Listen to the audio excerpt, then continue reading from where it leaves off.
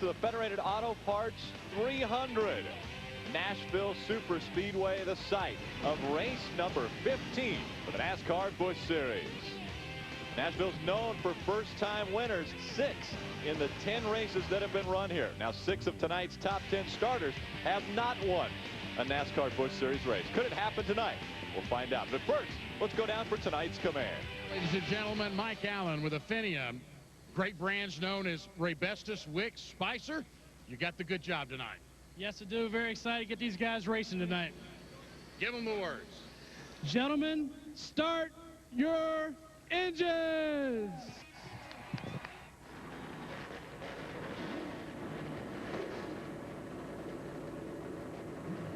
Engines are fired up. 43 machines getting their engines started. We're about to go racing in the NASCAR Busch Series from Nashville Superspeedway.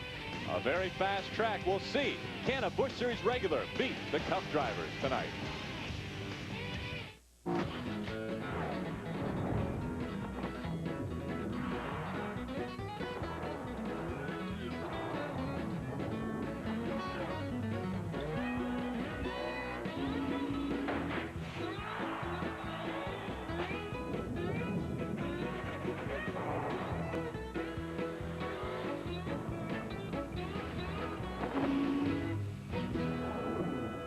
Welcome back to Nashville Superspeedway for the Federated Auto Parts 300 on FX. The Nashville Superspeedway, one of the racetracks that the Busch Series has been to earlier this year. Kevin Harvick won that race back in April. He was able to grab the Gibson guitar that everyone is shooting for tonight. Let's go down trackside to Mark Garrow. You know, Rick, one of the guys coming here to Nashville that was off the radar screen, way off the radar screen, was Aston Lewis Jr. All year long, they've struggled. Their best finish was an 11th here at Nashville back in April. His last top 10, you have to go back to the fall of last season at Charlotte. This team desperately needs a good finish, and they believe tonight's the night. Not only do they get a top 10, but maybe even a top 5, and if things go their way, maybe Cinderella slipper will fit the Team Marine Ford tonight. Let's go to Glenn Jarrett. Well, thanks, Mark. There's another Cinderella story here, too, and that starts he starts in the 10th position tonight at James Finch's Miccosukee Resorts Dodge. Now, James Finch has been a car owner for a long time in this series. He has given a young man a chance tonight, a young man named Cale Gale, who up until this week was the shock specialist on this car. Tonight, Cale qualified it in 10th position. He ran a lot of short tracks around the Gulf Coast area, Mobile, Alabama, Pensacola, Florida, races like the Snowball Derby, things like that. Eddie Mercer, who is a short track ace around here, good friend of James Finch, said, give this kid a chance. James Finch did so, and Cale's rewarded him with the 10th place start here tonight. Led practice earlier on today. His dad was a short track racer. He is also named after none other than Cale Yarborough. Now, with all that going for him, Cale Gale's got to have a good night tonight. Keep an eye on him. #1 car, Cale Gale, a true rookie in the truest sense of the word. Hermie and Phil. Is it good that he's got all that going for him, or is that just an amazing amount of pressure on his shoulders? I think the best thing he's got going for him is a fast race car. That really helps no matter what your name is or where you come from. James Finch's cars have run well here over the years with Johnny Sauter. A lot of other people been in that car and been competitive. So I think the fast race car is all he needs to have tonight. And he's still got a job as a shock specialist come Monday. So no matter what happens, I'm sure he still has a job. But I really look for him to do good things. He had a great run in his first start in the ARCA Series here at Nashville. Have the opportunity to ride along with a few different drivers making their way up through the field. There's Beautiful. Mike Skinner right there in the Supercuts Chevrolet. Yep, we see the Dodge. We're seeing the lights kind of shining in from the driver's side window. A gorgeous evening here in Nashville as the sun beginning to set. Now, because this is a concrete racetrack, the sun going down really doesn't affect the track as much as it would on an asphalt track. It really doesn't. The track doesn't change. It's susceptible to the weather change. But you see the sunlight there as they enter turn number 3. That could become a problem till that sun gets down behind the outside wall. But as you see it going at 45 or 55 miles an hour as they are in the pace laps right here, it stays there a lot longer than it really does at speed. When these cars are entering their corner at 180 miles an hour, that sun goes by pretty quickly. So it shouldn't be much of a problem for these fellas. Well, as the sun begins to set, the temperature has started to fall. It was very, very warm here earlier when they were practicing and qualifying. Now just 88 degrees. Well, I like Phil said earlier, I don't think this racetrack is going to be as sensitive to change to the temperature.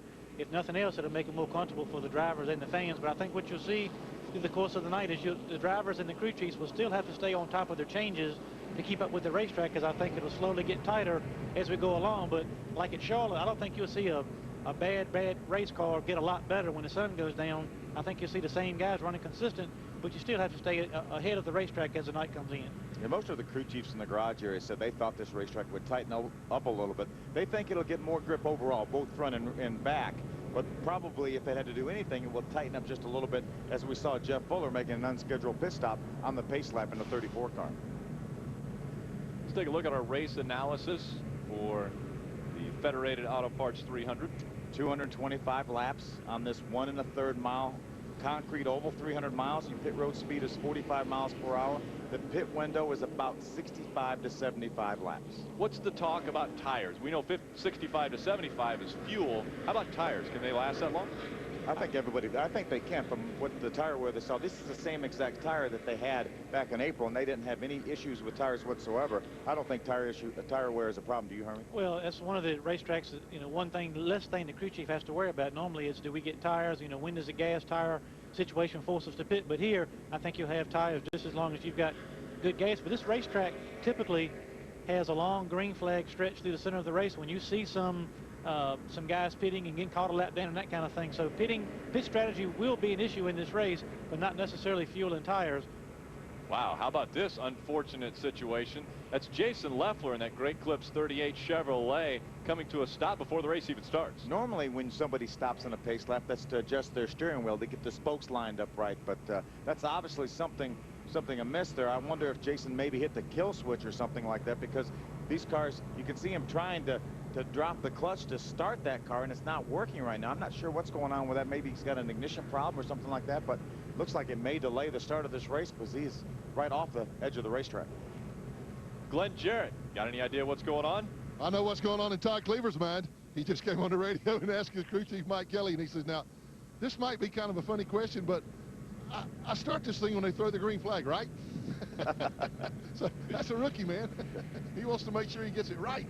I think what he's probably referring to is on the start of the race, the flagman starts the race, and in the drivers meeting, they'll tell you that the first two guys need to get to the start-finish line at the same time, so let the flagman start the race. Whereas on restarts, you got to do it in general vicinity, but you do have a little bit of a leeway if you're the leader, you know, when you restart the race. But on the initial start, the flagman will start the race. Well, and we've got Todd Kluever and Daniel Quinn in the front row.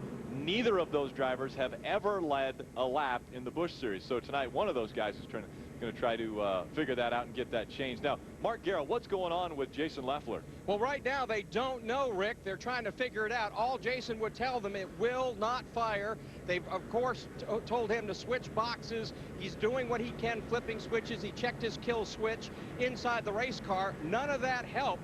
They're going to now take that car to the garage area. An unbelievable turn of events for a guy who came here thinking he had a chance to win. That is unbelievable. He is a former winner. You see the crew running back towards the garage area. What a horrible break for Jason Leffler. Race hasn't even started yet.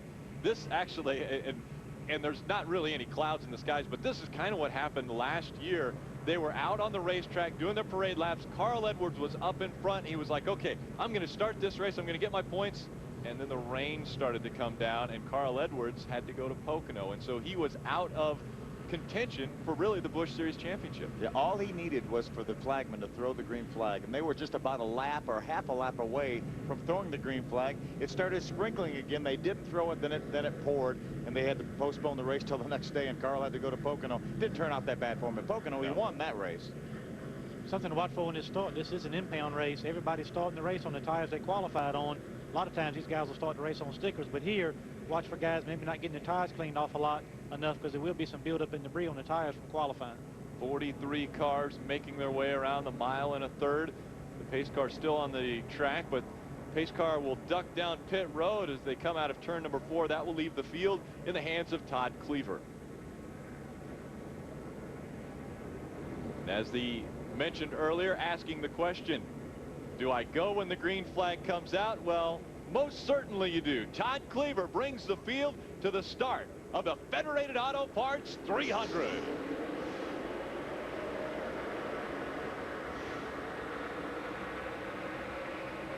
Clean start across the start-finish line. Out in front, Todd Kluever. Pulling away from the field, Daniel Quinn struggling on the outside. Glenn Jarrett, the 2 AC Delco Chevrolet, pulled up right beside of Daniel Quinn. That allowed the 06 of Todd Kluever to open up a little bit of a lead. See, Clint Boyer does make the pass on Daniel Quinn. He's going to bring the 25 of Ashton Lewis with him. Lap number 1 is led by Todd Kluever, the first ever lap led by Kluever in the Busch Series. Side-by-side racing back for 4th. Daniel Quinn continues to drop off the pace. 77 of Bernie Lamar. No trouble. We got trouble in turn number 2. That's Aaron Fike, the 33 Outdoor Channel car for Kevin Harvick, and that's Matt McCall and Robert Yates' City Financial Ford. So early on, 1 lap in the books, and we already have our first caution coming out at Nashville. Quite a bit of damage to the rear of the 33 car for Aaron Fike. Didn't take long, Hermie. No, these restarts are really treacherous on these types of racetracks. Concrete can be a little bit unpredictable at the start of a race. Low air pressure. A lot of these guys, you talk about experience, doesn't have a lot of experience starting races with low air pressure. So we'll have to look at the see if we can find out what happened here. But as you said, extensive damage. And that's a tough break for Aaron Fike. A great opportunity for him in Kevin Harvick's car. You know, he had a good race car, and only 1 lap in. Take a look back at what happened here. You see, that's the 90 car on the outside. He looks like he just gets sideways. He saw that the 33 car had already turned around. There was actually somebody came by and made contact with him. I think that was a case of Matt McCall seeing the 33 car spinning and checking up and just maybe taking his eyes off the racetrack, looking at the car, and just got up too high. Looked like he got a little bit wide and maybe in the loose stuff. There's another view. Let's see who's going to come by and clip him. That's Reed Sorensen that clipped the back end of the 33 car of Aaron Fike. And that's what you get for not qualifying so well. Reed Sorensen in the back of the pack gets caught up with the 33 of Aaron Fike. We'll shake it all out when we come back to Nashville. Going to clean up after our first caution. Todd Kluever continuing to lead laps around Nashville Superspeedway. Aaron Fike in the number 33 having problems through 1 and 2. And we take a look from Mike Skinner's vantage point as to what took place. Watch right up in front of Mike Skinner, up to your left of your screen. You're going to see the smoke. There's the 33 car into the outside wall. Then the 90 car right there spins, makes some contact with the outside wall. Mike Skinner slowed down to probably 30 or 40 miles an hour. Good job by his spotter. Mike started back because he missed the driver's meeting. So he qualified about 32nd, 33rd, but he ended up starting at the very back of the field because of missing the driver's meeting. And we see some of the damage on the 41 car for Reed Sorensen. The result of just clipping the 33 as Aaron Fike came back down on the apron. Mark Garrow, what's going on with Jason Leffler? Well, the bottom line for Jason Leffler tonight at Nashville, he'll get credit for 0 laps completed in the Great Clips car. What happened? Oil pump belt fell off, and it just, no oil pressure burned the motor up right there. I must have fell off just leaving pit road there on the warm-up lap. And it's a shame. These guys have been working really hard. They gave me a good car today. We had a really fast car in practice, and looking forward to the race and the sun going down here. And don't even get to turn a lap. It's pretty disappointing. Is that the earliest exit you've ever had from a race? Yeah, it is. I've never been out before the start of the green flag, and it's disappointing for these guys. They've been working really hard, and we've had fast cars, and it's just we've had no luck. And I don't know. Sometimes you create your own luck, and I've never had an oil pump belt fall off before the green flag. Rick? Well, there's one of your former winners at Nashville now out of the race. Yeah, that is unbelievable. A lot of times you'll have a rock or something, some debris will come up off the racetrack and knock off an oil pump belt, but it won't happen like that as you're rolling off pit road for the pace laps. And that team has been consistently getting better and better since they merged teams together, switched to Chevrolet. He's been a constant threat, week after week after week, especially among the guys who are Busch Series regulars. That's a terrible break for them, a good opportunity for them to get a good finish. Jason runs good at this racetrack. As we come to the start-finish line, they tell us next time by, we'll go back to green. Out in front, it's Todd Kluever. Let's meet Todd Kluever. Action. Hi, I'm Todd Kluever from Sun Prairie, Wisconsin. I drive the number 063M Ford Fusion. This is my first full season in the NASCAR Busch Series. If things go the way I hope, in 5 years I'll be a Nextel Cup champion. When I'm not at the racetrack, I like to hang out with friends that I don't get to see very often anymore. My type of girl is anybody who can handle the busy schedule I lead. I grew up loving the Green Bay Packers. Woo! You like that, don't you? My first job was at Burger King. I've made a lot of Whoppers in my day. I co-own a tavern in Wisconsin with my brother, where I used to cook. I used to run a spatula just like this. How do you like it cooked? Todd Kluever, restaurant owner, Busch Series driver, cheesehead. He's cooking right now, too. Most definitely. Todd Kluever will bring the field back to the start-finish line. Behind him now is Clint Bowyer. Last time he saw the green flag, he at least had a teammate close by. Now he's got someone who's chomping at the bit to get out in front of this race. Clint Bowyer will do all he can do to wrestle the lead away from Todd Kluever, but Todd's got an awfully good car there. His teammate Danny O'Quinn slowed down Clint Bowyer a little bit at the very start. We only ran one lap before we had that accident, so now it's time maybe we can get some green laps under our belt here and see what kind of cars these guys have. And as the green flag came out, we saw the 20 of Denny Hamlin go way up on the high side of the racetrack. He was ready to make a move on the restart. Looks like Kenny Wallace missed a gear on that restart, dropped to the bottom of the racetrack, and caused the guys behind him to check up a little bit, including the 20 car, who was lucky heads up driving by Denny to get around, because Kenny obviously missed a gear on that start. Todd Kluever continuing to lead Clint Bowyer. Got Ashton Lewis back in third. David Green, former winner here at Nashville Superspeedway, running fourth in Clarence Brewer's car. Bernie Lamar rounding out the top 5. A great run for Bernie Lamar early on. He had a good qualifying effort. There's Cale Gale, the one Miccosukee Indian Gaming Dodge. He's backing up a little bit. He just needs to settle in, get some laps under his belt. Good shot of the 9 right there. That's Homestead driving for Ray Evernham. That's Augie Vidovich in the 4 car. His second start here in a Busch Series. See the 2 rookie stripes on the back of those cars.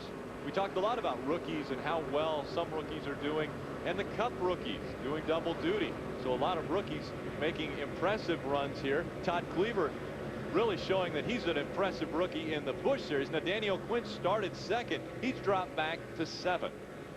Somebody's moving up. Ashton Lewis just went by Clint Bowyer into the 2nd spot and is gaining ground on Todd Kluever. He's going to have some company here in a lap or 2. Denny Hamlin, the Rockwell Automation Chevrolet, looks to the inside of the Dollar General Chevrolet of Bernie Lamar, trying to take over the 5th spot. Here's the gap that's been closed. Ashton Lewis Jr. just behind Todd Kluever in that 06. Ashton's got his car really working good around the bottom of the racetrack from the center of the corner off. He is really making up a lot of ground on the 06. He went by Clint Bowyer with relative ease and is tracking down. Be interesting to see now what his car does once it gets on the back bumper of Todd Kluever. Good battle right there on your right side of your screen. Kevin Harvick just made his way around that battle. Oh, it's trouble. Sideways. The 88 Mark McFarland in the Navy Chevrolet gets spun around. On the outside of him, I believe it was Jay Sauter in the 01. Sure enough, Jay Sauter coming down on the low side of the track. But those 2 cars side by side, and we saw Mark McFarland get sideways. Yeah, Mark was on the inside. He lost air off the spoiler. We see that happen so many times with these cars. We see it with the trucks. When you're on the inside of a side-by-side battle entering the corner, you're going to lose some air off that rear spoiler. That looked like that's what happened to Mark McFarland. And around here, when you see the damage to the left rear corner, I don't think Jay Sauter made any contact with the outside wall, but Mark McFarland sure did. Hermie, they're going down in the corner side by side. That's a lonesome feeling sometimes on the inside of another car on racetracks as you run this kind of speed. As you can see, he loses the tail end of the car before he actually gets into the corner.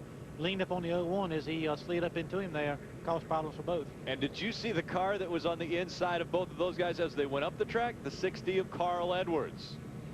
Another look right here. That's Carl. That probably contributed a little bit to the looseness of the 88 car, because Carl had pulled up pretty close to the back bumper of the 88 of Mark McFarland, so that even accentuated the problems of being loose on the inside of another car. Carl Edwards very close to the tail end of that problem and sitting in 2nd in points right now. He's still shooting for his first ever series championship in any of the series of the NASCAR top 3 divisions. Ran very well in the Truck Series when he was there. He's been very impressive in the Cup Series since he's been up there. He made the chase last year. Now trying to win a championship in the Busch Series. But it's Mark McFarland that brings out caution number 2. He takes his number 88 Chevy Chevy back to the track. Back to Nashville Superspeedway and the Federated Auto Parts 300 on FX.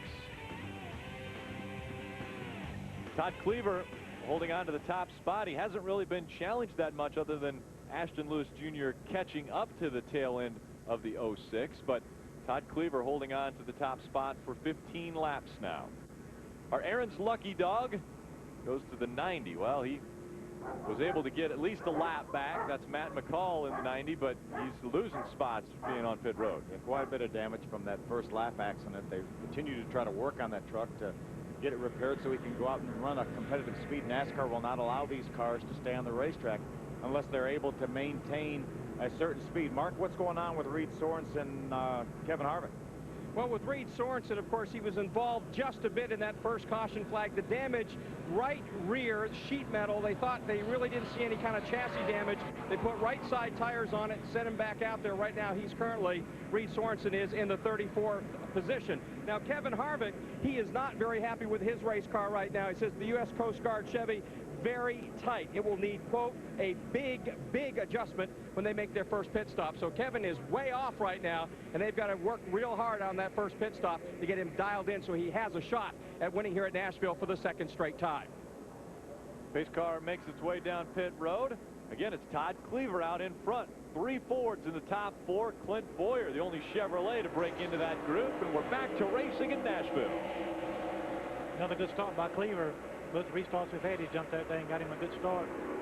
Well, Kenny Wallace has not had very good restarts. You saw him right there, pulled to the bottom of the racetrack to try to block the 11 of Paul Menard. Almost looks like either he's missing gears or he's missing third gear or something. He can't, he can't get going on the restart. And the transmission really not quite up to speed. Yeah, there's Carl Edwards trying to see if he can work his way by him. He's going to try to look to the inside, not quite able to do it there. Here comes the battle for the lead.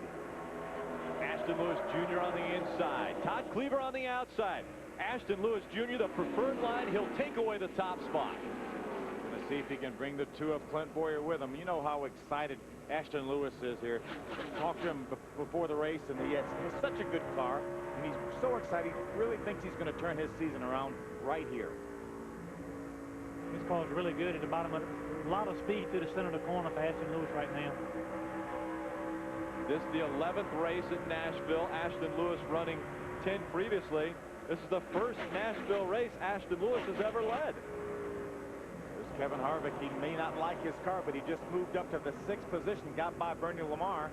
Here comes the 50 of Daniel Quinn, going to bring his teammate Carl Edwards with him in the 60 car. We figured it would be a matter of time before the Cup drivers would move their way up. The guy who was moving back after starting second, though, Danny O'Quinn. Mark, what's going on with Danny? Well, Danny O'Quinn fell back at this point to the 8th position, but he's pretty happy with his race car. At the beginning of this race, remember, he started on the outside of row 1. He played it real careful, getting back to the inside of the racetrack.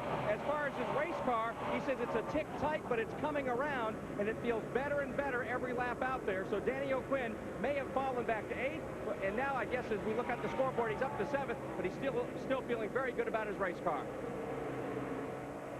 He and teammate Carl Edwards making their way up toward the front. We've got a long way to go. We've only run 20 laps so far. This is a 225-lap race. Daniel Quinn needs to ride around there. He's following Kevin Harvick, and he's in front of Carl Edwards. What better place to learn what to do with this racetrack? He needs to get some laps, get towards the end of the race, and then try to race somebody. How about the side-by-side racing of Bernie Lamar and the 22 of Kenny Wallace? Well, they were just 3 wide entering turn 3. Right there, but Kenny, that restarts are really causing him problems. He's stacking the field up behind him, and he's not able to get away and get a good restart and stay in line. That's J.J. Yaley. We're seeing right in front. They're trying to go 3 wide again. Kenny Wallace decides to back off. He's going to try to follow Yaley on the bottom of the racetrack. Bernie Lamar's hanging in top on the outside in the 77 car. Here comes Greg Biffle in that 66 car. He started way back in the 21st spot, and he's already battling for a top 10 position. Kenny Wallace had talked about how close he's come before. 2 second-place finishes here at Nashville. He'd love to win that guitar, but he's got a lot of work in front of him right now. goes the 66er Biffle by Bernie Lamar. That's a battle for the 10th position right there. Danny Flynn able to drive away a little bit from that battle. He's got the 18 of J.J. Yaley now right behind him. There's a good side-by-side battle. Paul Menard on the inside. Remember, that's when those cars get loose. When you're into the bottom of the racetrack, looks like he gets loose and has to slide up the racetrack. Almost makes contact with Kenny Wallace. Could have made some contact there. Paul Menard going to bring the 99 of David Rudiman and Boris Said along with him. Boris has made a lot of good progress. Very fast in practice. Wasn't as good in qualifying. But Boris is all the way up into the 15th position. He qualified back in the 23rd spot. Boris is making a good move right there. There's Kevin Harvick, the 21 car, the Coast Guard Chevy, and there's Carl Edwards, Nextel Cup competitor. Look at how strong Carl Edwards comes up on Kevin Harvick. Edwards looks like he's got a really strong car right now. Right through the center of the corner. That's where you want to be strong here. You want to be strong in the center. If you can get some momentum in the center of the corner, working your way underneath him like he's doing to Kevin Harvick, then you can beat him down to the next corner and have the position. Being able to keep your car at the bottom when another car slides up also puts all that fresh air, clean air on the nose of your car, which will make it run a lot better also. Look at Kevin Harvick charging on the outside of Carl Edwards, side by side.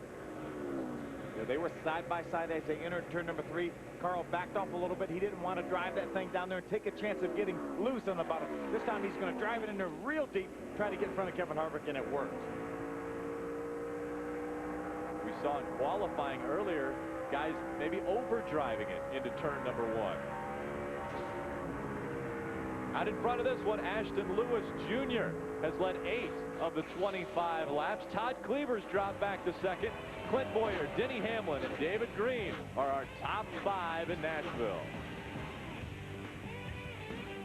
Pretty hard contact. Obviously, you can see the damage on the left side, so there was somebody else involved with that, Hermie.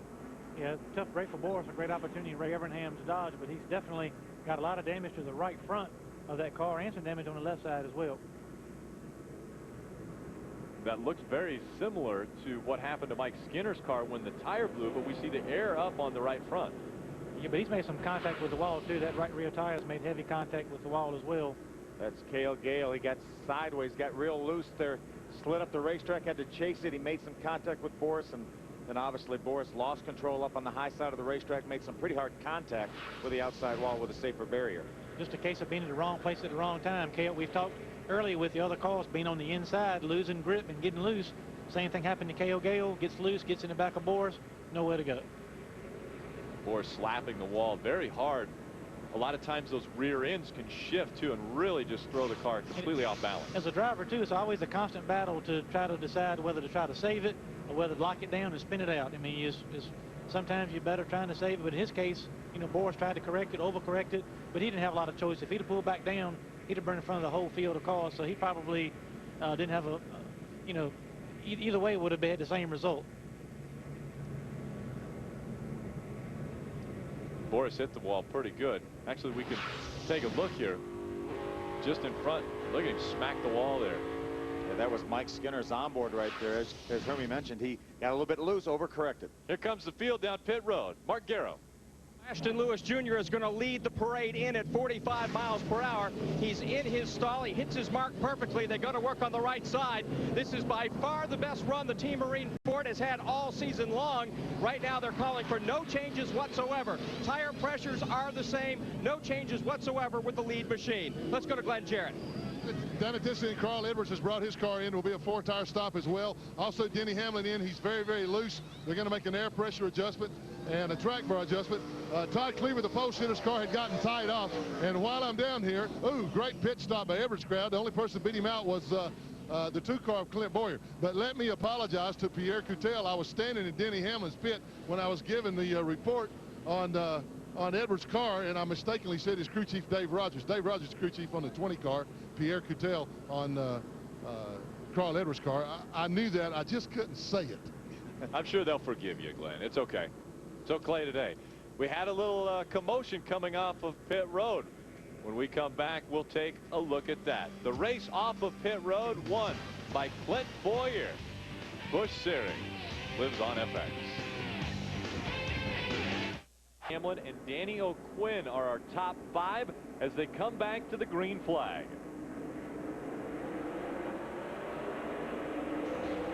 Kevin Harvick jumps to the outside of Danny O'Quinn on the start.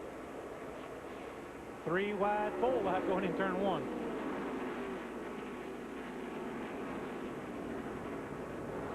Three wide up for a minute through the center of the corner. Greg Biffle involved in that. Got a little loose in that number 66.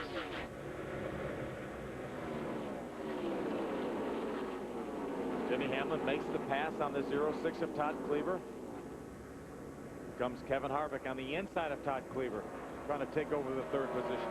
J.J. Yaley right behind that 21. J.J. Yaley in the green, number 18.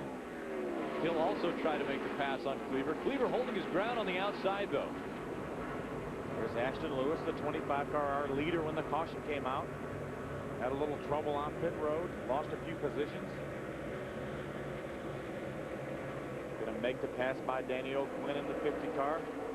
That moves him up to the 7th position, I think. Working his way up on Todd Kluever now. He's already made that pass once. That was for the lead. This time, just for position. He'll try to take 6th away from Todd Kluever. I'm going to show you what happened to Ashton Lewis coming down pit road. He's already in his pit stall. The 43 car of Chris Cook is making his way down pit road. You see it, stop it right there. As Chris Cook is getting into his pit box, Ashton Lewis is forced to stop completely and then restart as he leaves pit road. Therefore, we're coming to pit leading. We're back on the racetrack field in 8th place. So much easier to pass guys on pit road than it is on the racetrack. But what I really like is Todd Kluever and Danny O'Quinn's pictures both held serve. Both of their crews got them back out in a pretty decent position there without many losses. There's Steve Wallace, gets a little loose on the bottom of the racetrack, has to chase it up the hill. Saw Kenny Wallace drive by. There's Paul Menard, the Menard Chevrolet following Danny O'Quinn. That's a battle for the 8th position right there. Danny O'Quinn started 2nd, dropped back to 8th. Out in front, though, it's Clint Bowyer now leading. He's familiar running in the top 5 and familiar running up front. Glenn. Well, when Clint made his pit stop, guys, he was having a little bit of problem with the car. It was a little tight in the centers and a little loose off, which meant he was really having to turn the wheel a lot in the middle of the corner. When he got back under throttle, it broke the back end loose. But they made an air pressure adjustment, and evidently things are working really well right now. Also, the 21 car, his teammate, Richard Childress Racing's teammate of Kevin Harvick, was really, really tight, and they made a wedge adjustment, also an air pressure adjustment on him. So first chance they had to work on these cars, they're doing pretty good right now. And that's really the first adjustment that either Clint Bowyer or Kevin Harvick could really say, okay, this is what it feels like to me, because they were not able to practice or get any seat time in these before they sat in and qualified. That's right, along with the other 6 Nextel Cup regulars that flew in from Pocono. Carl Edwards, another one of those drivers. There's a 5. Kyle Busch, he's another one of the guys. He got seized up a little bit behind Jay Sauter. It's going to allow the 35 of Regan Smith to get on the inside of him. See, Kyle started all the way back in the 34th spot. He's up into a top 20 position right now, trying to hold off the 35 of Regan Smith. Speaking of pit road, we talked about Ashton Lewis losing spots on pit road. The 5 car made up a lot of ground on pit road, picked up 7 or 8 spots on pit road. He was struggling back in the mid-20s, 25th, 26th, 27th. Came out of pit road right in the top 20, and it's kind of stabilized right there. Right now, Regan Smith is going by him right there, but he got a long road to hoe with that car tonight. Only 1 lap, 2 laps of qualifying on a backup car. Justin Labonte practicing that car earlier today, got into the wall. They had to go to a backup. Mark Garrow. I'll tell you what, Kyle Busch very unhappy with his race car right now. It's very, very tight. It will not turn from the center off. Now, he moved up 10 positions early, but it was still very tight. He sort of got bogged down in midfield. They made some big changes on the pit stop. They didn't take on time. We got a yellow flag out on the racetrack. Rick? Had a problem in turn number 2.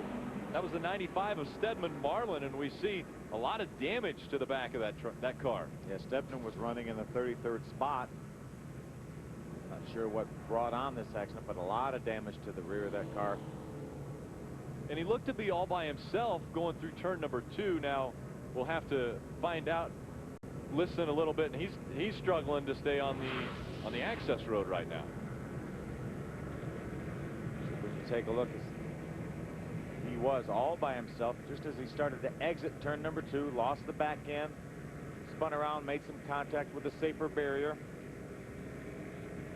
Was able to keep it out of traffic, hold it in a straight line once he kicked off of the wall. But that does bring out our fourth caution on lap 47. Again, it is Stedman Marlin with damage to the tail end of that car. We'll be back for more Federated Auto Parts 300. Front, Cup drivers Boyer, Edwards, Hamlin, and Harvick, your top four. They may not have practiced here, but they sure have made their way to the front in this race.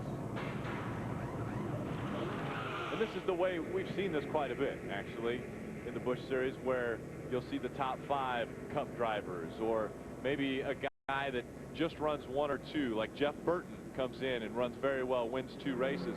They get up front, and then it becomes a Busch Series regular goal just to break into that group. As you see our restart there, Glenn Boyer jumps on the throttle and gets out in front a little bit of Carl Edwards. There's been 14 races so far this year, Rick. That's 70 potential top 5 finishes. There's only been 4 finishes by non-Cup regulars all season long in the Busch Series. Only 4 out of 70 in that top 5. In the top 5. Greg Biffle trying to move his way to the front, the number 66. He's being scored in 11th currently. We'll be talking some early today on the broadcast about Busch guys, Nextel Cup regulars, that kind of thing. 2 rookies on the pole to start the race, but now your top 4 all Nextel Cup regulars. So the cream is rising to the top again. But it looks like Ashton Lewis Jr., as far as the first part of this race, if he can ever get clean air and break through some of that traffic and get up there, he looks like to be one that could compete with him anyway. Very strong. And I'm impressed with Daniel Quinn in that number 50. He's just in front of Greg Biffle right now. Daniel Quinn has been running well. He's had problems with restarts as far as being able to stay up there. But once he gets going, he's been able to hold on to an 8th or a 7th position. And Todd Kluever also right in front of Daniel Quinn. Both these drivers, rookie drivers, started on the front row, but they've maintained a top 10 running position. And anytime you can run in the top 10 in a Busch race, you've really done something with 8 Nextel Cup regulars in this field. Looks like to me Daniel Quinn is just riding. I mean, he's even though he's a rookie with not a lot of experience, he's out there just doing what the car let him do. I've seen cars get behind him. When he catch him, he lets them go, and they're just kind of settling in the 8th, 9th, 10th place position. Real smart racing on his part. As you see, he just gave a hand signal to Greg Biffle to go on by, and I'll follow him behind you and learn a little more. Greg had a little momentum in the center of the corner. He pulled up on the back bumper and then to the inside of Daniel Quinn. Then he said, there's no sense fighting for this spot right now. We're 54 laps into a 225 lap race, really using his head.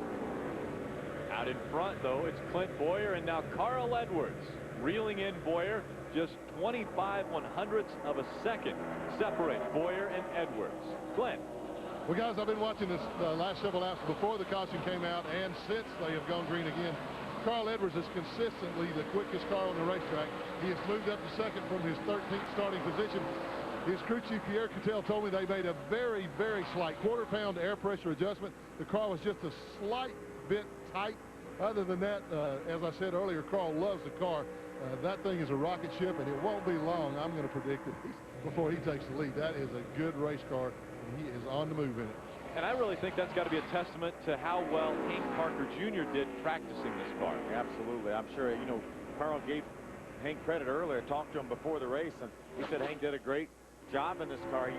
He knows what I like. He knows what kind of feel I like.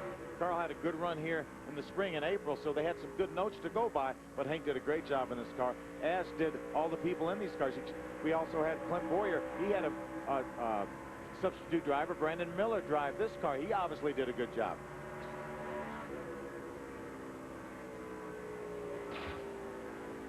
Carl Edwards continues to move up the track a little bit, run a little bit higher line than we're seeing Clint Boyer run. I was going to say this. The interesting thing about watching Carl Edwards right now, and it may be bad news for the rest of the competitors, is his car's not even all the way on the bottom of the racetrack at both ends like some of the other cars up front are. So if he gets his car better than what it is right now, it could be a long night for some of these other guys. We talk about Carl Edwards in that number 60. Well, that's Hank Parker Jr. on the left of your screen watching this race. And it's good for, like, Hank in this situation. He's going to stick around and listen to what Carl says is how the car is handling, because that will give him more information for the next time this happens, which will be next week in Kentucky, where Carl Edwards won't be there for all the practices, so Hank Parker Jr. will sit in, and he knows exactly what Carl wants. We're keeping a close eye on Carl Edwards. Let's take a look at how he slid up the track a little bit here earlier. We've seen him run a little higher line than some of the other drivers. We saw him pass for the lead on the outside of the racetrack on Clint Boyer. Let's see him enter turn number 1. This is 1 lap ago. See him take a very, very wide arc into the corner. He drives back down to the bottom. Then he just kind of diamonds the racetrack a little bit, just slides back up and makes his exit off turn number 2. The place that'll benefit him even greater when he gets to lap traffic, because not many people running up in that line coming off the corner. He'll have a lot less trouble passing traffic than other guys will, because everybody else is going to be fighting for the bottom of the racetrack. And also on those same lines, Hermie, him being able to run a little bit higher, he's not wearing his tires out as much as those guys that are trying to hug that yellow line. He's just giving the car some, some leeway to go where it wants to go. He's not forcing it to stay at the bottom. He's not jumping on the brakes to get to stay at the bottom. He's letting the car roll in the corner. If it wants to slide a little bit, he's letting it slide, and that will pay off for him as this run continues. Glenn. Well, you're exactly right, Hermie, and what he's doing right now, the car is just a little bit tight, so he's just letting it work its way up the racetrack, not trying to force it to do something. Like you said, just following the nose of the car, what it wants to do. And they're talking about what they want to do to the car. Remember, they made a very slight adjustment the last pit stop. They will continue to adjust it, but you know, this is what Carl's doing. You're exactly right. Looking for a place on the racetrack that he can drive without abusing the car at all. He's just taking care of his equipment right now. Carl Edwards probably one of the best at that. We saw him win at Atlanta by doing that very thing, where he was able to run a little bit higher line past Jimmy Johnson. Got his first Cup win in Atlanta.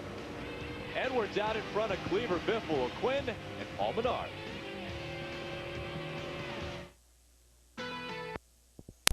Carl Edwards holding on to the top spot, but right behind him, Denny Hamlin is closing in and challenging for the lead. Just before we came back from commercial, take a look at this. Then he made a run at him. He had the 88 lap car of Mark McFarland. Then he thought about making it 3 wide and go down on the apron of the racetrack. Didn't quite do it. Carl tried to use him as a pick, and it worked. Kept the lead, but not for long. Not anymore. That's Denny Hamlin now out in front of Carl Edwards. So Hamlin taking over the top spot. Glenn, what's he talking about now that he's out front? Well, guys, he's been saying loose, loose, loose, but the further the car goes, the better it gets. This is the car that he won last month at Darlington in, and it acted the same way there. The longer he ran, the more green flag laps, the better that race car was. So they have pretty much just made minor adjustments and kind of let the thing come to him, let the racetrack come to him. He likes what he's got right now. Well, I'm sure he does. Let's take a look back at how he got to the front. Gets a little bit of momentum through the center of the corner, able to pull right underneath the left rear quarter panel of Carl and makes the pass before they even get to the start finish line. Shot right by. He's out in front of this field now. He's going to be out in front of the Cup field. He's starting on the pole tomorrow in Pocono. Again, that coverage beginning at 1:30 Eastern on Fox. See, right in front of Denny Hamlin is the 41 discount tire Dodge of Reed Sorensen, our winner last year in the spring race. Dominated that race, led almost 200 of the 225 laps. We saw him get involved in that very first lap incident with some damage to the right side of his car. His car hasn't been right this entire race. He's about to go a lap down to Denny Hamlin. Strong Denny Hamlin now has his sights set on Reed Sorensen. Reed would desperately like to see a caution flag right here so he could remain on the lead lap, or at least stay right behind Denny Hamlin when he goes by him, to maybe get the lucky dog. We went back green on lap 52. We've completed 96 laps. Do the math, that's 44 laps that have been run. We talked about the pit window being around 65 to 75, so we're getting close to potentially having green flag pit stops. So before we do that, let's run away for a quick commercial. Denny Hamlin trying to run away from the field. Let's take a look at why we were under caution when we went away to commercial. Very right of your screen, Shane Hall, the 49 car, looked like he was by himself. Lost control of that car, backed into the outside wall, brought out the caution flag. As the guys mentioned, we were very, very close to green flag pit stops, so a lot of these fellows were pretty happy that the caution came out. Craftsman pit summary. Denny Hamlin coming in first, going back out first. Our top 5 holding on to their positions on pit road. Good job by the pit crews to get their drivers back out where they were running.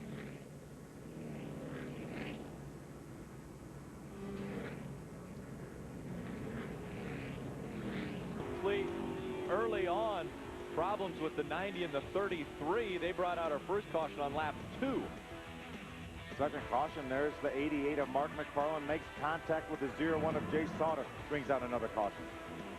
Cale Gale getting into the side of the 9 of Boris said into the wall. Lap 48, that's Stedman Marlin. The 95 car gets loose, backs into the outside wall. Lap 94, Denny Hamlin wanted the top spot. He takes it away from Carl Edwards. Hamlin with a good pit stop holds on to the top spot. The lucky dog or lucky driver, Reed Sorensen. How about that name getting the lap back? We talked about how he wanted to stay in front of our leader, Denny Hamlin, but if not, stay right behind him to be in position in case the caution came out, and lo and behold, it did. Now, you might think, well, Reed Sorensen got lapped. He's out of contention for this race, even though he got the lucky dog. We saw last night in the Truck Series race, Todd Bodine go a lap down, get the lucky dog, and came back and won that race with a last lap pass on Mike Skinner. So it doesn't necessarily mean Reed Sorensen's out of this race. Back the field making their way through 3 and 4. The pace car out in front of them right now, but that pace car will duck down pit road. We will be back to racing in Nashville.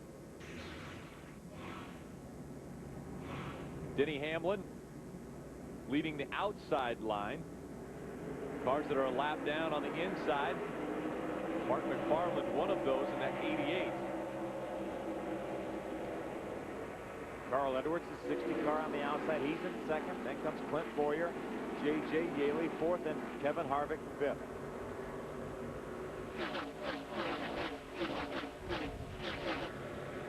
Be interesting to see these first 4 or 5 laps after a restart who made what adjustments, and see if Carl Edwards has got his car where he can hook the bottom a little bit better.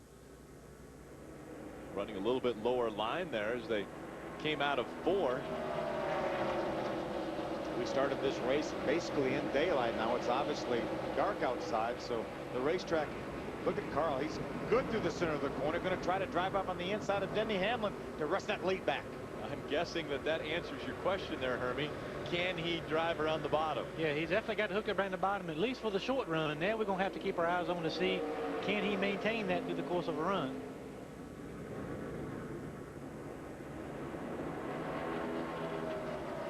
How about this wad of cars back here?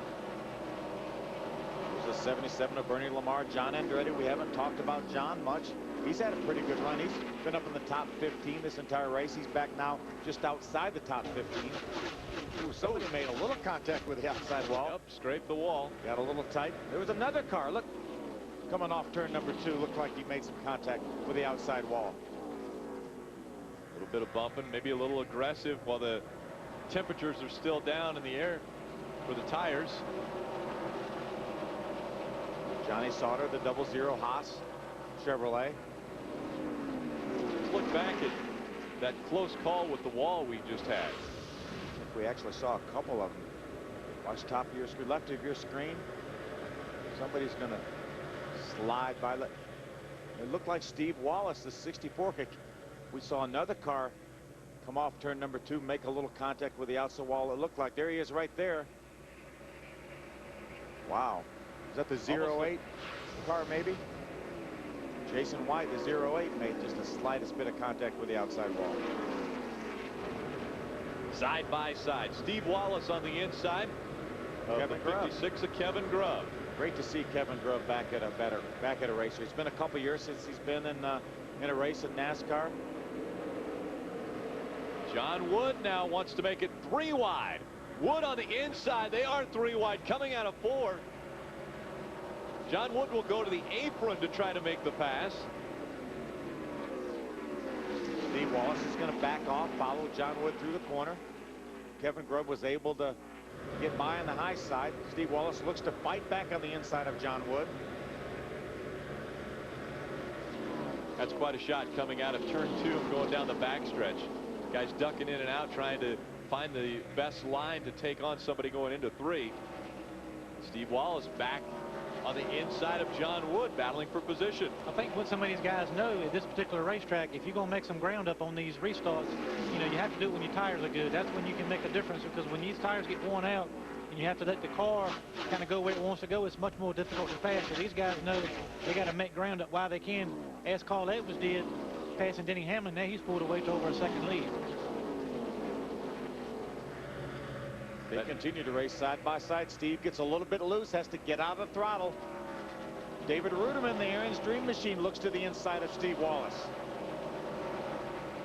David Ruderman trying to take that position away. It's a battle for 10th.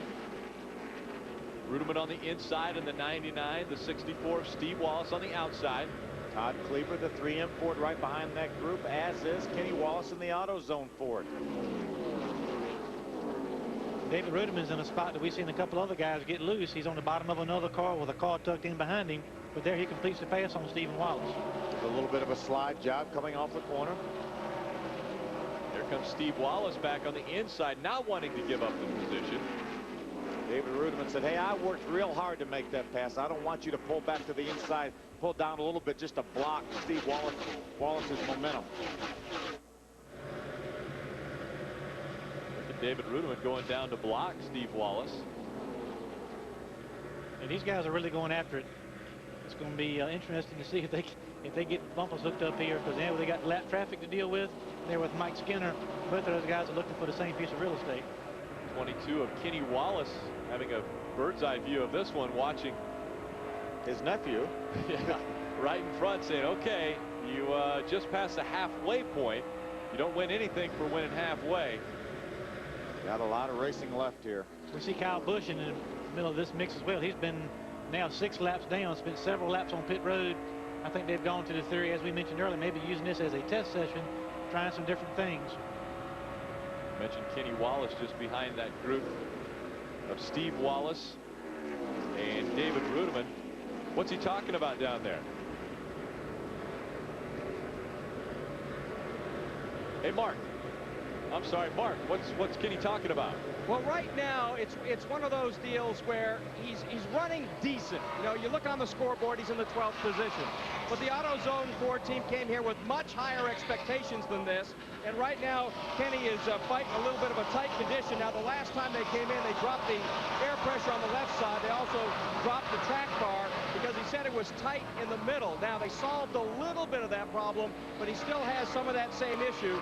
So they're going to still have to make a big adjustment, it looks like, on Kenny's car to get him in contention. Remember, he's a guy that's almost pulled into victory lane here at Nashville. Battle for 4th right there. Kevin Harvick and J.J. Yaley. You know, Mark was talking about how good Kenny Wallace was here last year. He finished second both races, but this field is a whole lot more competitive this year. Last year we had one Cup driver, one Cup regular trying to run all the races, and that was Carl Edwards. He did not run the second race here because of the rainout. We've documented that. But we have 7 Cup drivers running full time right now in the Busch Series.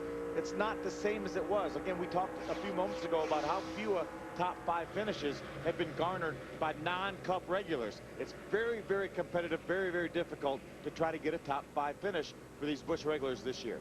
Well, and we mentioned earlier, Carl Edwards told his crew, hey, I'm sorry I missed this race a year ago. I want to come back and win this race and hopefully win this series. He's doing a good job so far. Those guys have been battling hard ever since this last restart took place. Now they at least settle down in single foul line, putting some laps down here, but still running some competitive lap times.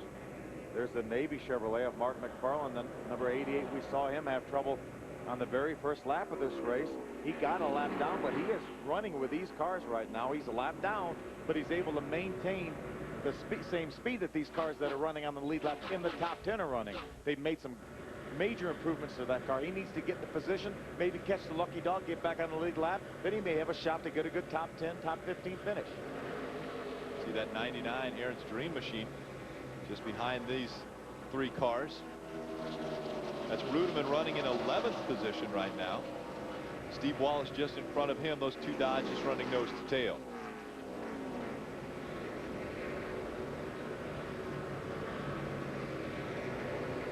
Carl Edwards out in front of the field in 9 races on 3 concrete tracks. That's Dover. Oh, trouble. Nashville. We got problems with the 25 or 35. Regan Smith. Regan Smith.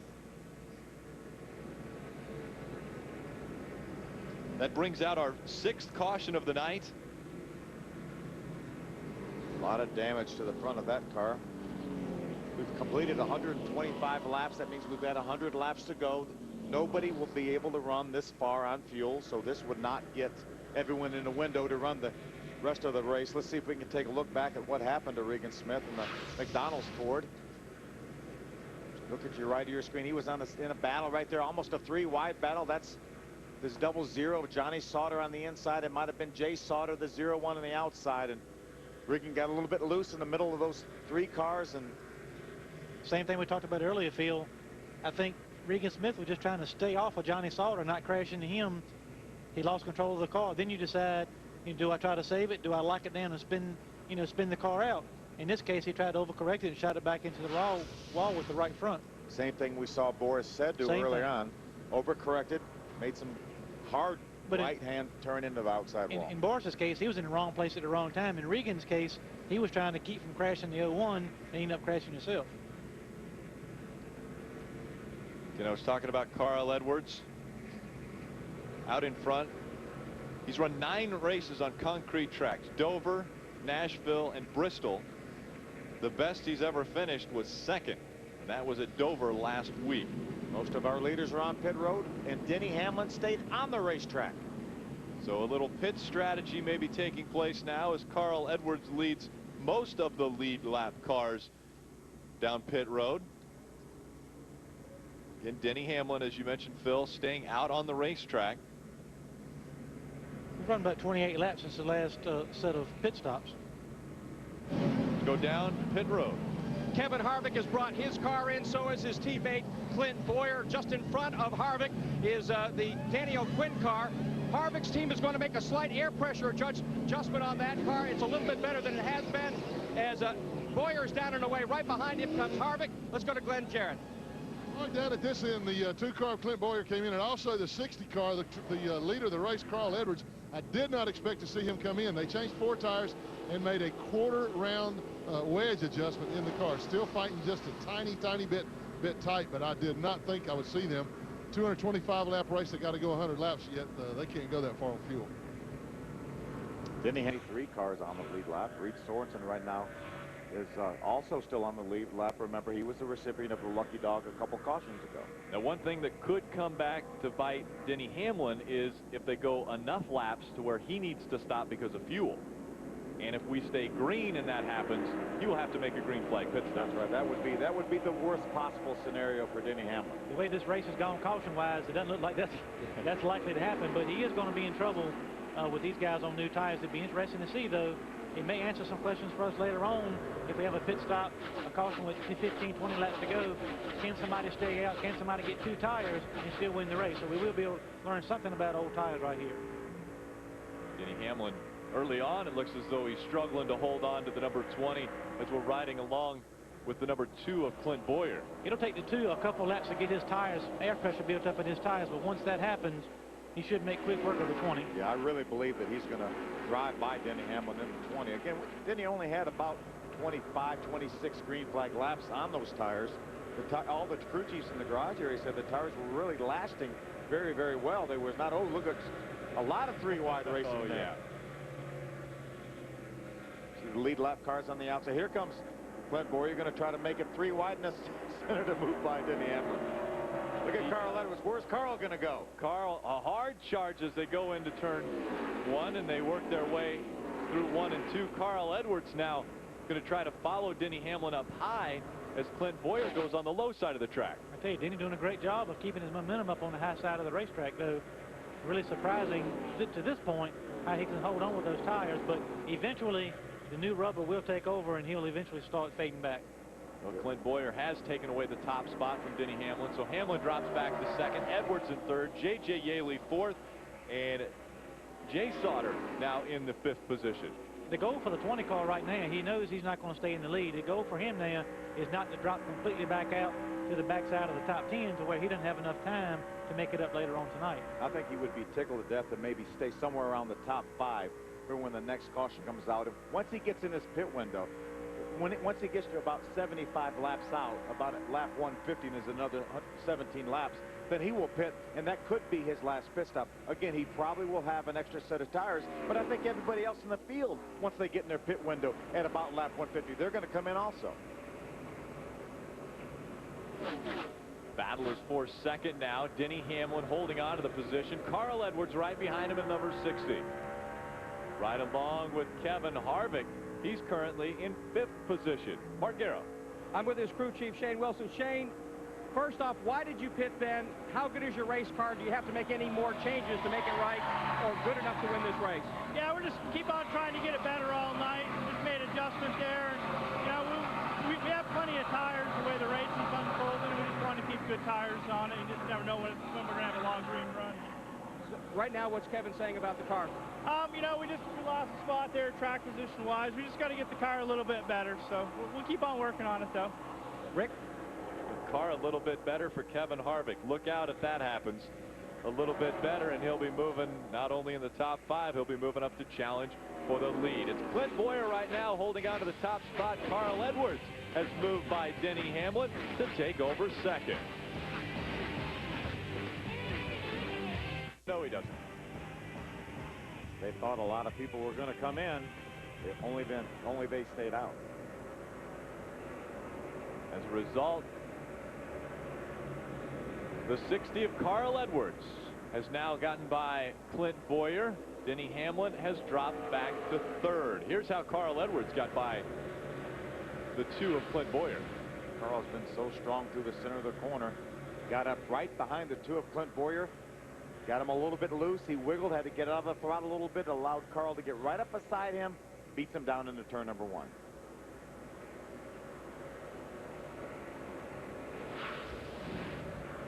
Carl Edwards just going through the bottom of your screen, and then there's the 20 of Denny Hamlin. So that's the gap now, just over 2 seconds that Denny Hamlin has fallen off of the pace because of not coming in and pitting. The important thing is he's only lost 2 positions. He's still running 3rd right now. It's all about how many cars get in front of him that are on the lead lap when it comes time for him to pit. He's about 6 laps away from being in his pit window, Hermie. And if the caution comes out, he can come in then.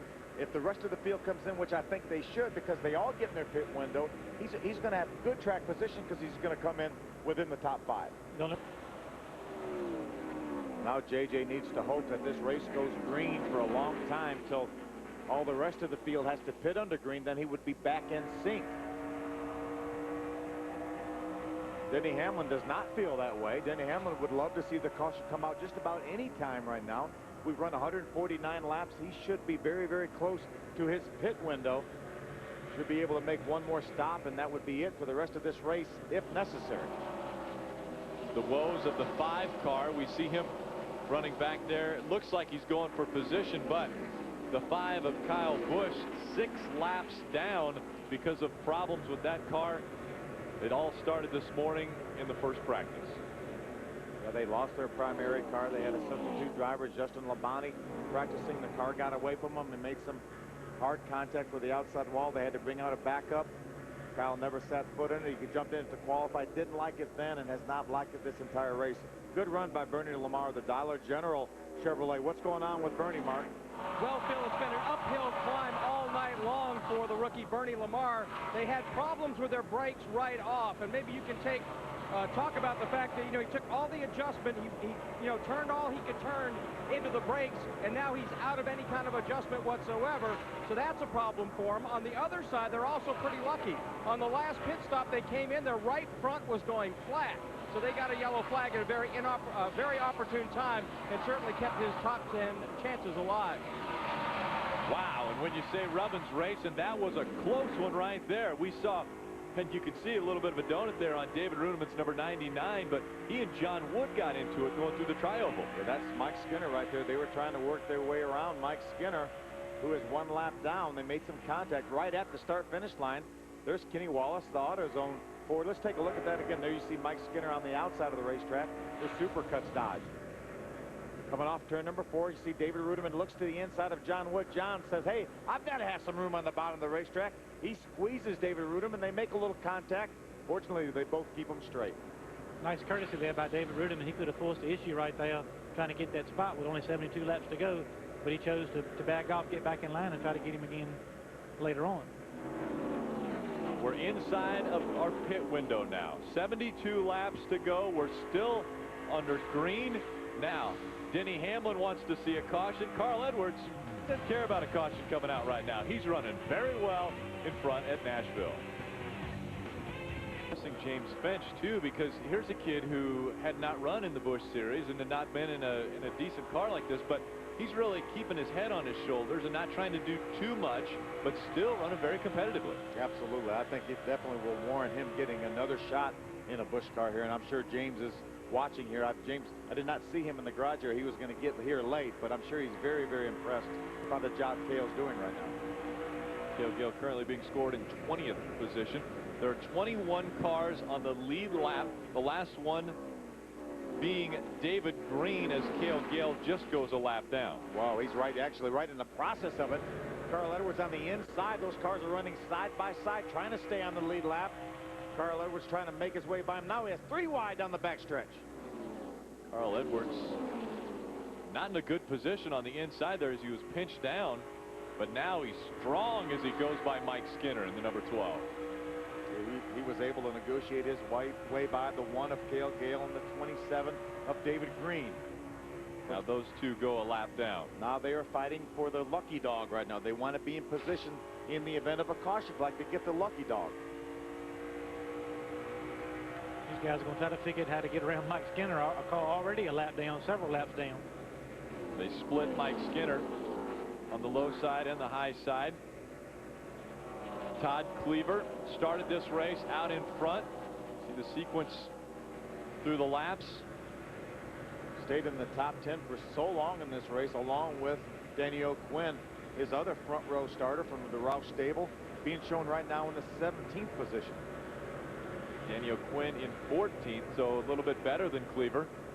Cars blowing up, the engine starting to tighten up, and that obviously is a bigger issue for Steve Wallace, who's running 7th here at the yellow flag. You see the flagman bringing out the yellow flag. Big break for Denny Hamlin. Huge break for Denny Hamlin. Large, very large for Denny Hamlin. Horrible break for J.J. Yaley. He will find himself 1 lap down because of that unscheduled pit stop. But again, everybody will be in their window now. Carl Edwards is going to lead this pack down pit road. Denny Hamlin only fell back to 3rd. He's going to have good track position. He's going to have fresh tires like everybody else. Going to have a shootout to the finish. He really got off the hook there, his team did, but his car has been unbelievably consistent on those older tires. So if this thing goes back green, we're still going to have about 50 laps to go or so.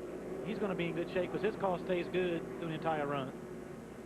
Carl Edwards has been so strong over these last few laps. He's put about 10 more cars a lap down. Johnny Sauter a lap down, currently in 15th position. So that means only 14 cars on the lead lap. Now Johnny Sauter will be our lucky dog, and so that will make it 15 cars that will be on the lead lap after he gets his lap back. Right. Pit road was closed that time. That's why all these leaders stayed on the racetrack. I'm sure it will open next time by. There was debris in turn number 4. That's what brought off this caution. You see Clint Boyer right there. He's riding in the 2nd position. What kind of adjustments are they going to make? This is probably going to be their last chance. They've got to make the right adjustments so they can win this race. And even if they don't have to make adjustments, the pressure on the pit crew right now is huge, because this is a great place to make up places on the track if you can do it on pit road.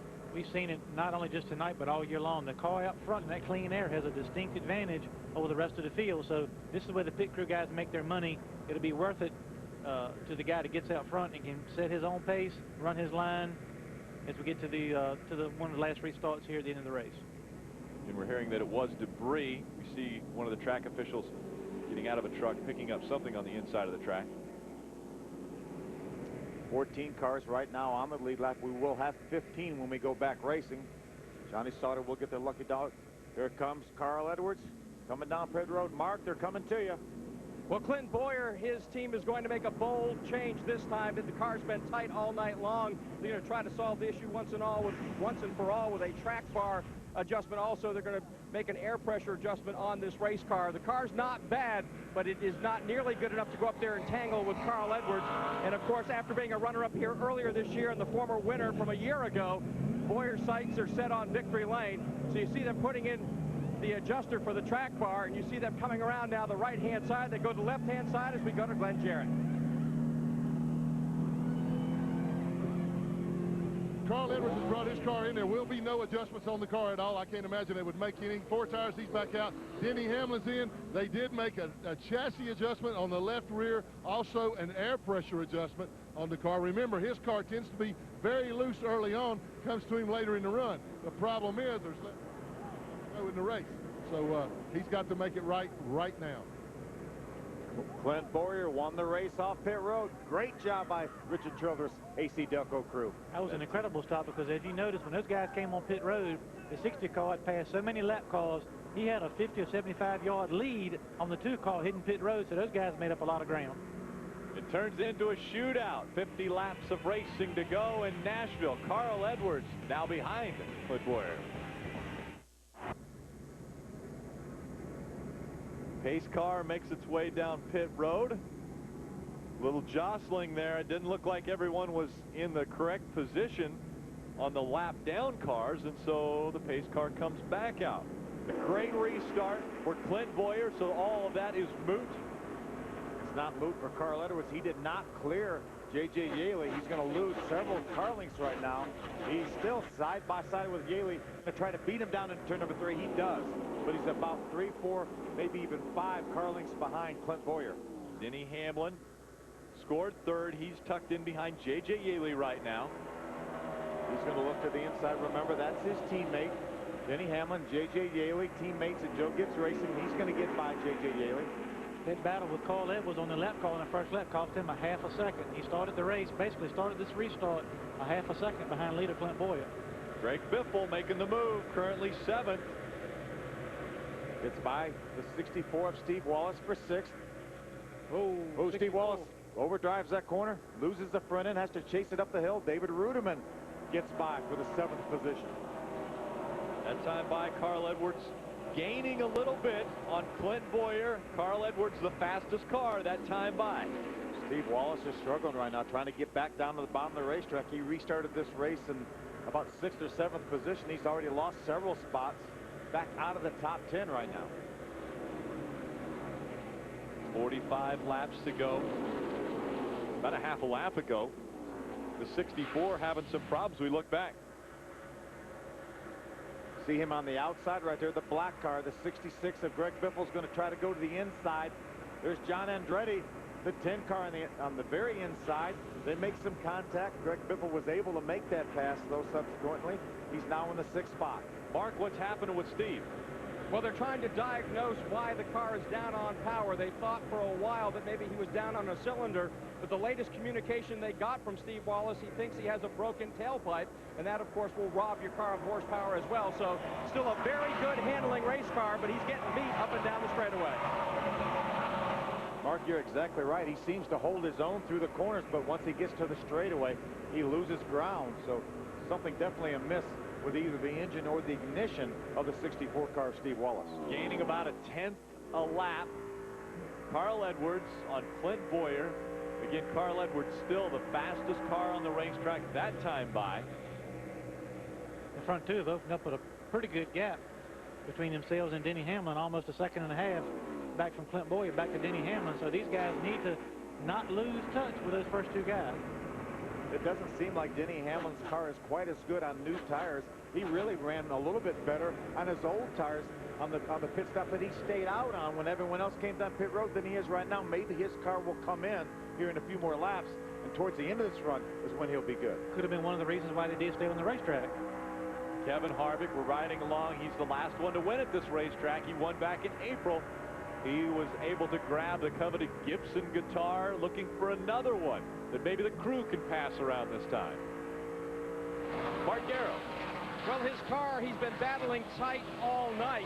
And when he goes into the corner, he points the thing to the bottom of the racetrack and it wants to shoot straight towards the wall. He gets about halfway through the corner, then it jerks to the left. So that's what he's been sort of fighting all night. Now, on the last pit stop to try to help fix that, they went a half round up on the track bar. They also went up about 1 pound of air pressure on the right rear. Not big changes. They don't think he's too far out of it, but still trying to inch up on it, but they might be running out of time. Speaking of inching up on it, Carl Edwards is inched right up behind Clint Bowyer. This is a battle for the top spot. Got 40 laps to go. Carl Edwards would love to get by Clint Bowyer. He wants to try to get by Clint Bowyer as soon as he can. Get some clean air on that nose like you were talking about, Hermie. Get out front and see if he can open up, give himself a little cushion. That car has progressively gotten better and better on each and every restart. It seems like they make a little adjustment, even if it's air pressure, whatever it is, but he gets a little bit better. He slips a little bit right there, but his car has gotten progressively better each and every stop tonight. He looked at the outside. We saw him take the lead earlier in the race on the outside. He glanced at the outside that time on Clint Bowyer. Wasn't quite able to do it. Now he's looking at the inside.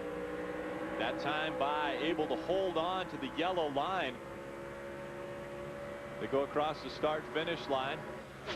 Almost identical lap times.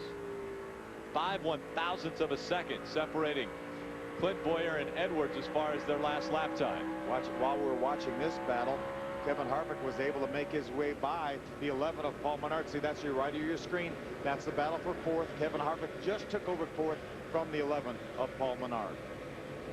Next one on Kevin Harvick's sights would be Denny Hamlin, who's running third. And Denny Hamlin almost 2 seconds behind Clint Bowyer. Kevin Harvick, this last lap, the fastest car on the racetrack. Denny Hamlin a little bit quicker than Clint Bowyer. Maybe he's going to start to. Here we go, side by side for the lead. Here comes Carl Edwards inside of Clint Bowyer. He will take away the top spot. So Carl Edwards back out in front in Nashville. Been so good. Now we've got to see if he's able to drive away from Clint Bowyer. He was able to do it before the caution flag came out. He's going to have to drive away from Clint Bowyer because Kevin Harvick is coming. Kevin Harvick is running very well. It looks like he's a little more comfortable with his car now, and so he's going to have to put some distance between himself and Kevin. And Kevin's about 3 seconds behind right now, but we still have 36 laps to go. 36 laps remaining. Carl Edwards back out in front. He's led 88 laps so far. He wants to lead the most important one, and that will be the last one. We saw the points. To this point, Kevin Harvick obviously would still be leading. Kevin Harvick could miss a race and still be leading in the points, but Carl Edwards chipping away little by little at that points lead, and that's what he needs to do. Absolutely. If he could gain another 30 points here maybe, and then keep on going, you never know what's going to happen. We've seen big point leads evaporate before. Right now it seems like Kevin Harvick has an insurmountable point lead, but it's not necessarily. Hey, you know, Kevin Harvick right now, as you can see, Carl Edwards led 96 of 197 laps. More than likely he's going to clinch leading the most laps. That's going to be an extra 5 points. He's already done that. Bill Sloboda's telling us, our statistician. But Carl Edwards can have some good luck, and Kevin Harvick has not had a whole lot of bad luck this year, Hermie. He could have a bad race, have bad luck, finish 38th, and lose over 100 points in a race. Well, and those kind of things, one race turning points can kind of carry on through the course of the season. Like Carl Edwards at this race last year, you know, he missed this race, dropped back in points, and never really recovered from that. So you can have, just as quick as you can have 4 or 5 races of good luck and top 5 finishes, you can have 2 races of misfortune and lose everything you gain in those 4 or 5 races. Denny Hamlin strong still, holding on to third. Kevin Harvick fourth. Paul Menard, Busch Series regular, in 5th position right now, trying to hold off Greg Biffle. Pretty much the way the whole season's going. You got 4 Next Tail Cup regulars, followed by Paul Menard. Pretty much the way that is mirrored the way the season has gone so far. Good run for Menard in the 11. Paul Menard coming into this race in 8th in the points race. Everyone in front of him a Cup regular. Also with a great run, David Rudiman, and that Aaron's number 99. Had a great top 5 run last night in Texas in the truck race in his Toyota. Started back in the 16th spot, currently running 7th. Terrific job for David Rudiman. He's got a top 5 here a couple years ago, 3 years ago actually, 2003. That's his career best. 5th place was here. He also has a 5th at Milwaukee. You know, he had a pretty good race last year here in the truck. He sure did. He won that guitar in the truck race here last year. Guy who was running real well earlier in the race, Ashton Lewis Jr., back to 10th now. He's really rebounded the last 50, 75 laps. He ran up front the first part of the race, had some misfortune on pit road. At one time, Phil and I looked at it, he had dropped back outside of the top 20, now back up right inside the top 10, just lining himself up for a good finish. And Danny O'Quinn, one of our rookie starters on the front row, faded back through the middle part of the race, and now he's right back knocking on the door for a top 10. He would tie his career best if he could maintain this 11th place finish. Doing a great job. Not out of question that he could possibly get a top 10. 6 drivers have been out in front. Carl Edwards has led the most laps, just over 100 laps. But again, he wants to lead the most important, and that's the last one. The Federated Auto Parts 300 on FX. Nashville Superspeedway, the site of race number 15 for the NASCAR Busch Series. The moon, a full one over the racetrack. Could that jinx Carl Edwards, who a year ago was not able to race because of rain?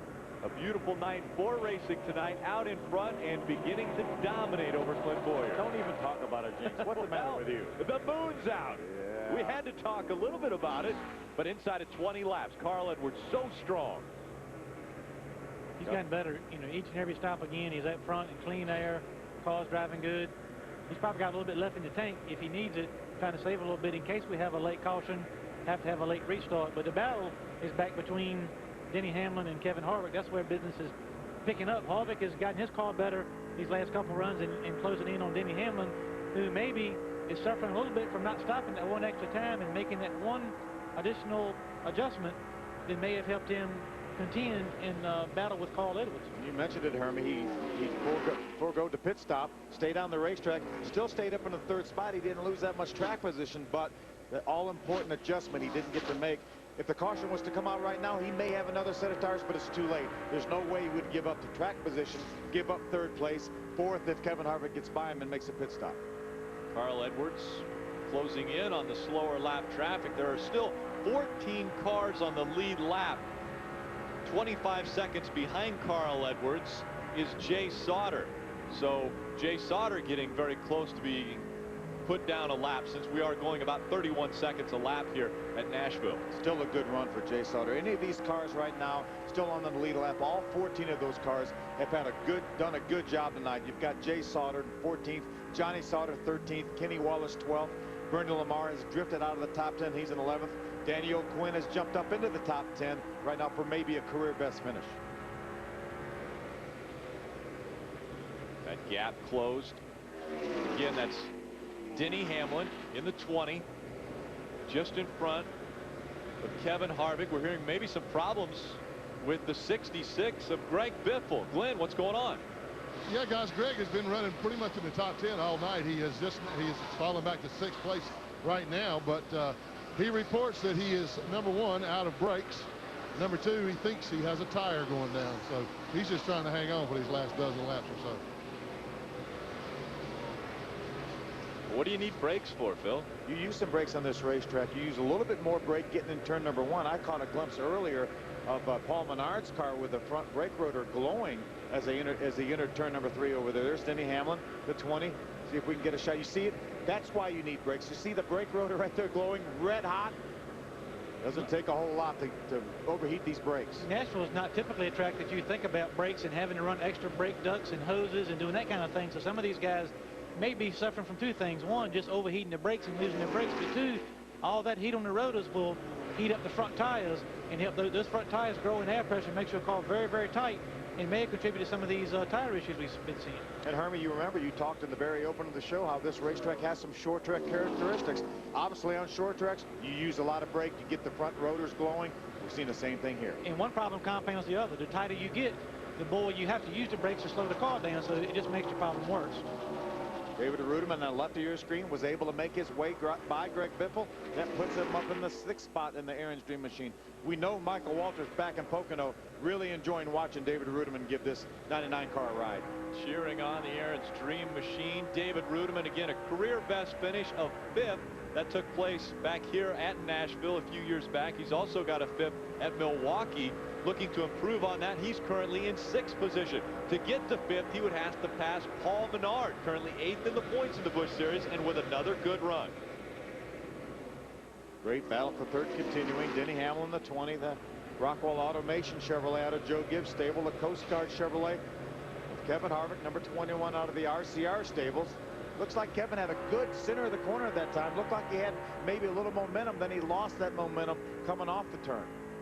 inside of 10 laps. As a matter of fact, Carl Edwards going across the start-finish line, making it 8 laps of racing to go. Carl Edwards looking for his second guitar in Nashville. The first one came as a truck driver. And Harvick's looking for a spot. He's going to try to get the third spot from Denny Hamlin. He gets underneath him. He beats him down into turn number 1. Takes over third. Kevin Harvick. Kevin Harvick moving up. Now Clint Bowyer separates Carl Edwards from Kevin Harvick. But what separates Kevin Harvick from Carl Edwards, which is even worse than Clint Bowyer, is the 7 seconds that he is back on him. A couple of things Carl Edwards has got going for him right now. Not only a 2-second lead, but only one more car, the car of Reed Sorensen, in his way, and that should be just about all the traffic he'll encounter before the end of the race. So nice clean up and racetrack for the 60. Remember, though, we will not end this race under caution. We will give it one attempt at a green and white checker. If the caution flag would come out now to the end of the race, we definitely would have a green flag finish, or at least one attempt at a green flag finish. So Carl Edwards right now, he knows he's got such a good race car. He's got a little bit over a 2-second lead on Clint Bowyer, but he desperately would like to see this race go green the rest of the way. There he goes, putting Reed Sorensen another lap down. That will be 2 laps down for Reed Sorensen now, as Carl Edwards really on cruise control with under 6 laps of racing to go. He will not be challenged unless the caution comes out. He's got a little over 2-second lead on Clint Bowyer. As Hermie mentioned, he's got pretty clean racetrack right here. And how about, we've really got to talk about Clint Bowyer, another top 5 finish. This will be Clint Bowyer's 6th race at Nashville, and all 6 races he's finished in the top 5. You know, Clint Bowyer would love to see us run Nashville about 6 or 8 times a year with the kind of record he has here. Terrific job at this racetrack. You know, some drivers just click at certain racetracks. For whatever reason, Clint Bowyer has clicked at Nashville. Carl Edwards, 2 seconds between himself and Clint Bowyer. Kevin Harvick, 7 seconds back from Carl Edwards. Under 4 laps of racing to go for Carl Edwards. Edwards looking for his 2nd win in the Busch Series in 2006. His first one came not too long ago, back in May at Lowe's Motor Speedway. Good battle for the 11th spot. That's Kenny Wallace, the AutoZone Ford right there. He's running 12th. Bernie Lamar, the Dollar General Chevrolet, running 11th. Good runs for both of those guys. We talked earlier, Kenny Wallace was really expecting more. Finished 2nd in both races here last year. He's just outside the top 10 right now. Probably not going to be real happy with this run. John Wood, currently in 8th position. Pretty solid run for John Wood. We're under 3 laps of racing to go. John Wood just going by the start-finish line. And as he goes by the start-finish line, Carl Edwards is coming through 3 and 4. And he goes by the start-finish line. So that's how dominant Carl Edwards is right now. Yeah, John Wood got a great run going. He finished 6th in the first race here. He was a top-finishing Busch regular back in April here at Nashville. Going to have another top run, it looks like here. Getting a report from pit road that Carl Edwards may have a vibration on the front end of his race car. So we got a little bit over 1 lap to go. He can back off right now. He still has a 2nd half lead right now on Clint Bowyer as he takes the white flag. White flag comes out. Carl Edwards out in front at Nashville Superspeedway. Could he get his 2nd win of 2006? Clint Bowyer tries to reel him in as there's a potential of a vibration for Carl Edwards. Carl was able to get by the lap car of Johnny Sauter. That put Johnny 1 that lap down. He's got a lap car in between him now. He makes his way around the 90 of Matt McCall on the inside. Carl Edwards working his way through 3 and 4. As he comes out of turn number 4, he will see the checkered flag and win 7 in the Busch Series. Pretty dominating performance. And never ran 1 lap of practice in that car. He jumped in at cold from Pocono. Had a good qualifying run. Puts it in victory lane. 124 laps led by Carl Edwards. A dominant performance. Clint Bowyer coming home 2nd. Another great top 5 for him. Kevin Harvick, our points leader. Not too big of a hit for him. One thing that Kevin Harvick didn't do tonight, he didn't lead a lap. So he does not get 5 bonus points for leading a lap here. So a little bit of help there for Carl Edwards in the points chase. All the fans are going to hang around here and watch Carl Edwards. We know what Carl does when he wins a race here. We saw him do that here 3 years ago in the Truck Series. You'll notice where he pulls the car now. Jack Roush made the comment to him a while back, Carl, I'd feel a little more comfortable if you wouldn't do backflips on concrete. So if you jump off the car into the grass, I'd breathe a little easier. He usually sticks the landings, though. I've never seen Carl miss a landing. Fireworks going off in the background. Everyone on their feet here wanting to see that. The flip from Carl Edwards, winning in Nashville. A great performance by that whole team. Hermie, you mentioned it numerous times, how that team just continued to make that car better and better and better each stop. Yeah, we commented first part of the race when Carl Edwards actually lost the lead, how his car was drifting up the racetrack, kind of a four-wheel skate. The guys were getting under him. Every time they came in and worked on the car, better, better, and better, eventually leading to a dominating win here at Nashville. Well, in the Busch Series, 7 times fans have seen this. This was the 7th. 7 wins for Carl Edwards in the NASCAR Busch Series. Off the back stretch for the Federated Auto Parts 300. The fireworks about to begin in Victory Lane. Let's go down to Glenn Jarrett. And a victorious Carl Edwards crawls from his car to a very wet beer shower, which I don't really need right now, so I'm standing back for just a moment. And he gets that Gibson guitar. He's going to play us a tune. Getting high fives from all the teammates here. Crew Chief Pierre Cattell. Carl, you told me when you got in that car, nice guitar there, man. Yeah, it's unbelievable. This is for 2 very special people. Mike Vermaglich at our shop. He thinking about his family. Thanks for all your hard work. And Mike Windsor, he's resting up. But just got to thank AmeriQuest and all my guys. And Hank Parker Jr., I don't even need to show up anymore. We just need to hire him full time. He's one of the most underrated drivers there is. His car's perfect. Well, he did a great job for you, and Hank does need a job, you know, man.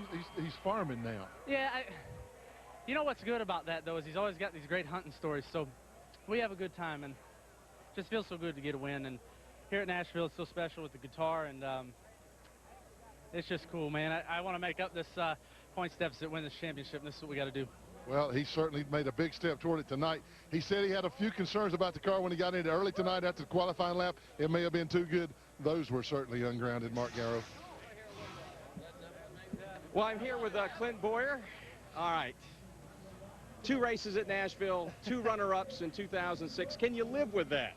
Oh, you can live with it, but you kind of hate it. You know, Carl's car just was rotating the center so good. You know, he had that change that we needed. I think we needed to raise the left side track bar up a little bit. Unfortunately, that's about a 30 to 45 second job in the pits, so wasn't really looking forward to that, but, you know, a heck of a job. The guys in the pits at least gave me an opportunity to get me out front all 3 times. Hats off to them guys. They dug deep and got me out there and got me a chance, but just couldn't hold him off. He was too strong. Again, you know, this racetrack so dialed in for you. I guess the bad news, you didn't get a second win, but never outside the top 5. What is it about this place with you? Oh, I just have a lot of fun here. You know, attitude's everything in a lot of places like this. And, you know, we got a good car, good setup. And, you know, Harvick finished right behind me. It's a good night for us. I was hoping to bring that guitar home for Richard, but maybe he'll let me run again next year sometime. Back upstairs to Rick. Thank you, Mark. Rich, I'm sorry I didn't copy and I didn't dare to. Carl Edwards playing a little riff on his new guitar in Victory Lane. Welcome back to the Federated Auto Parts 300 post-race show as the fans are starting to file out of the racetrack area. They saw what they came for.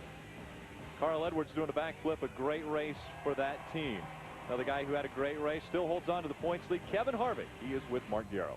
We're sitting down here as he cools off after, as his teammate called a mud flap, I guess, here before the race. I don't know if that one will stick or not. 3rd place. You didn't get a second win. Just how do you feel overall about the night? Well, I think you feel pretty good about it. Our U.S. Coast Guard Chevrolet was off a little bit getting in the corner, but we made it better throughout the night. Had some trouble in the pits and got behind there on a couple runs, but all in all, not too bad of a night. Rick? Well, as Kevin Harvick rests and relaxes, we did want to say that we're missing one of our guys from the Fox family, Rich Russo, home with his family as he lost his father, Robert Russo, this last week. And so our thoughts and prayers go out to the whole Russo family from your Fox family.